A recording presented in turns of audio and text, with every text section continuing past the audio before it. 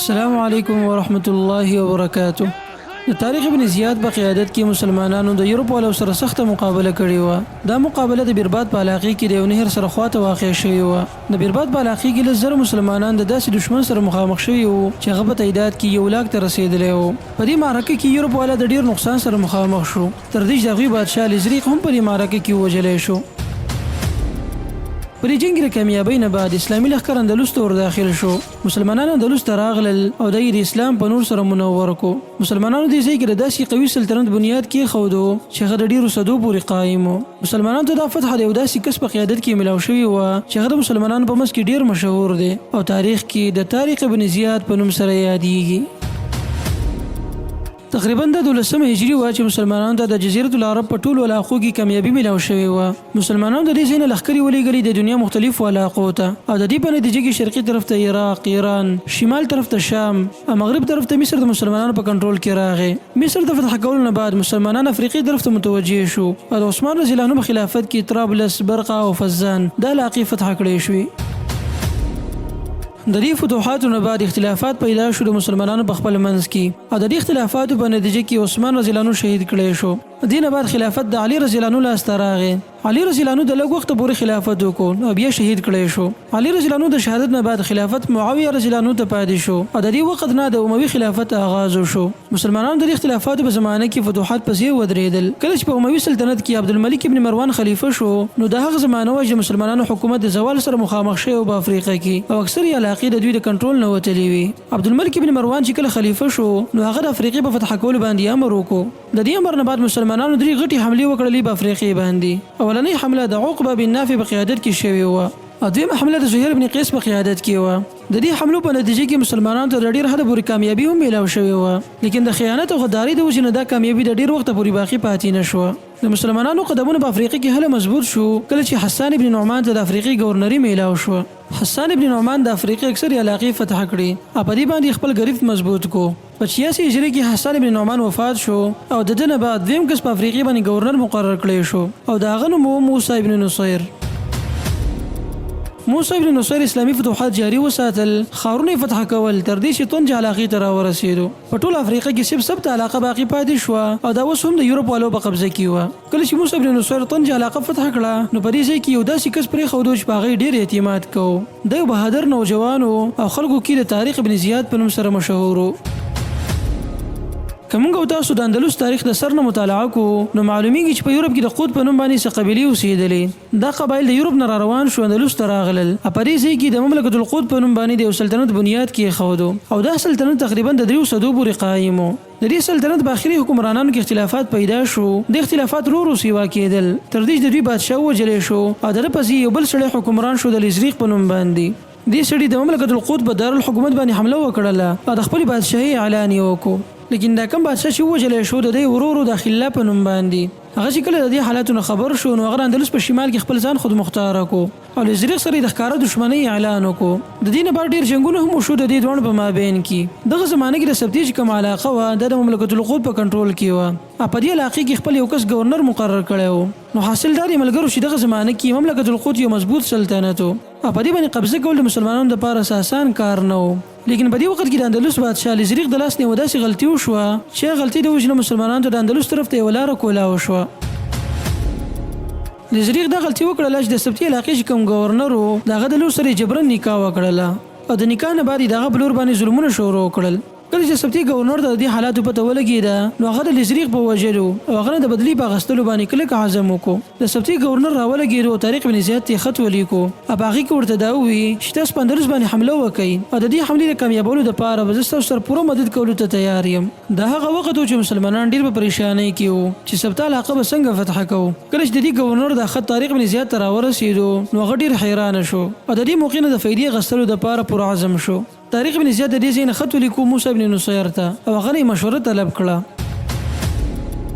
موسی بن نصیر د چې کله خط راغی نو هغه په دې صورتحال ډېر خوشحاله شو او اندلس د فتح کولو لپاره د خلیفه نه اجازت طلب کو. کله چې اموي خلیفه ولید بن عبدالملک ته خط راغی نو هغه د دې فتح اجازت ورکړو. اجازت د میلاوېدو نه بعد طارق بن زیاد 300 کسان ولېږل اندلس ته د طریف ابن مالک په قیادت کې او دا د دې لپاره چې احوال معلوم کړی شي. دا سریه چې کله اندلس نه واپس راغله نو دوی ټول احوال بیان کړل او دا وی چې اوس دشمن ډیر د کمزوري په حالت کې دی کوم که چېرته حمله وکړو نو دا به کامیاب وي د دې خبر د ملاویدو نه بعد طارق بن زیاد د خپل لښکر سره په کشتو کې کېناستو او اندلس ته راوړېدو کله چې طارق بن زیاد اندلس ته راغی نو خپل ټول فوج د غر سره خواته راجمع کړو دی وجه نه دا غر په جبل طارق سره مشهور شو او اوس هم دی غر ته په انګلیش کې جبرالټر ویل کېږي په خلکو کې دا مشهوره ده وای کله چې طارق بن زیاد اندلس ته راوړېدو نو خپلې کښتۍ وسوځولې دې دپاره چې څوک د تېښتې اراده ونه کړي لیکن ملګرو دا هسې فرضي واقعه ده او د دې څه ټوس ثبوت نشته په تاریخ کې کله چې لزریق د مسلمانانو د راتګ پته ولګېده نو هغه خپل وراره په قیادت کې یو فوج راولېږو مسلمانان د دې فوج سره په یو ځای کې مخامخ شو د دواړو لښکر یو بل سره وجنګېدلې لیکن په دې ځای کې الله سبحانه وتعالی مسلمانانو له فتح ورکړه او دښمن د شکست میلاو شو کله چې لزریق د دې شکست پته ولګېده نو هغه خلا ته خط ولېږو کوم چې د دښمنو هغه نه د مسلمانانو په خلاف جنګ کې د مدد کولو مطالبه وکړله خلا د لزریق سره صلح وکړله او د دواړو بادشاهان متحد شو دوی د یو لاکه پورې لښکر تیار کړو او د مسلمانانو په خلاف د حتمي مقابلې دپاره جنوب طرف ته را روان شو لزریق بادشاه ډیر په تکبر کې را روانو ځان سره رسۍ هم په ډیر مقدار کې راغستې وي دې لپاره چې ځان غلامان ونیسي دښمن په مقابله کې د مسلمانانو تعداد د 2000 نه واخله 12000 پورې وو لیکن دا هغه فوج چې ټول افریقې فتح کړی و او په جنگونو کې ډیر ماهر شوی وو طارق بن زیاد د خپل لښکر سره راغی د بیربات علاقې ته په دې ځای کې خپل ټول فوج اوچت ځای کې راجمع کړو د داسې ځای و چې د دې نه د جنگ میدان ښه واضح ښکاره کېدو یعنې مسلمانانو ته ډیر ښه ځای میلاو شوی و مسلمانان په امن کې وو او دښمن په دوی باندې د شا طرفه حمله نه شوه کولی لزریق بادشاه خپل لښکر 3 حصو ته تقسیم کړی و یو حصه ښی طرف ته وه بله حصه ګس طرف ته او په خپله په منځنۍ حصه کې و د لښکر ښي طرف د خلا په کنټرول کې و او ګس طرف ته چې کومه حصه وه نو په دې کې اکثر عوام او مزدوران خلک وو او دوی د خپل بادشاه سره هم دومره وفادار نه وو بالاخر په 28 رمضان بهان مې هجري کې لزریق د خپل لښکر سره د بیربات علاقې ته راورسېدو او د دواړو لښکر یو بل سره مخامخ شوي طارق بن زیاد خپل فوج ته د امر وکړو چې زما د اجازه نه بغیر به بالکل له غر نه راکوزیږئ تر څو پورې چې ما تاسو ته امر نه وي کړی که دښمن په تاسو باندې حمله کوي نو تاسو به خپله دفاع کوئ خو میدان ته به نه راکوزیږئ لزریق بادشاه چې کله صورتحال داسې ولیدو نو هغه د مسلمانانو د راکوزولو دپاره یو وړوکی لښکر راولېږو لیکن طارق بن زیاد د خپل لښکر سره کلکه دفاع وکړله او دا لښکر یې خپل ځای ته دوباره واپس کو